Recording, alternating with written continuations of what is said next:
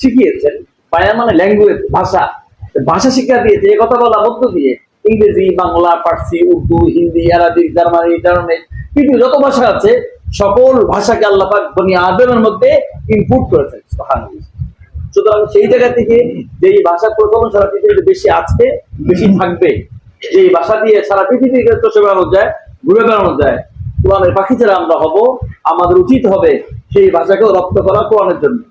আজকে কোরআন শিব দেওয়া হচ্ছে একটা কাপড় বসে, এই কাপড়ে যে সম্মান করবে, যে টেবিল উপরে কোরআন রেখে পড়া হয়, এই টেবিলকে যারা সম্মান করে চুমো খাবে, মহব্বত করবে, যেই ঘরে পড়া হয় এই ঘরের প্রতি মহব্বত থাকবে, পরিষ্কার পরিচ্ছন্ন রাখা, এইগুলোর প্রতি যারা খেয়াল করবে, আল্লাহ তার ইলমে লাদুই আল্লাহ তাকে দান করবেন। যেমন দামি কিতাব কোরআন যেমন সংরক্ষণ করছে, যারা কোরআন সংরক্ষণ করে তারা নারীর ইজ্জত সংরক্ষণ করবে, তারা দেশের সম্পদ সংরক্ষণ করবে। কোরআন সংরক্ষণ করে তারা দেশের নারীদেরকে সংরক্ষণ রাখবে, তারা সম্পদ সংরক্ষণ রাখবে, তারা এই দেশের জানমাল সংরক্ষণ রাখবে, দেশের সম্মান সংরক্ষণ রাখবে।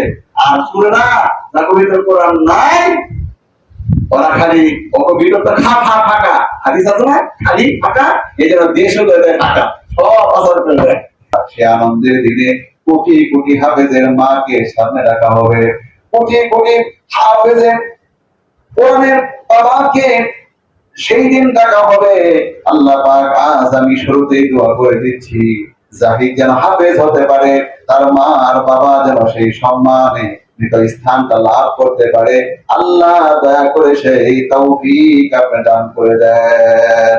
রব্বুল আলামিন তার শ্রদ্ধা ভদ্র মানুষ, নম্র মানুষ, শান্ত মানুষ, আল্লাহ তার জন্য আমি দোয়া করছি, আমার শ্রদ্ধেয় দাদার জন্য ফরিয়াদ করছি। আল্লাহ পাক তার হায়াতটা আপনি বৃদ্ধি করে দেন, নাতি যেন কোরআনের হাফেজ হয়ে আল্লাহ তাআলা হাফেজ শুধু নয়, হাফেজ হওয়ার পরে দিনের একজন দায়ী যেন হতে পারে। আল্লাহ এমন দৃশ্য যেন তিনি দেখে যেতে পারে।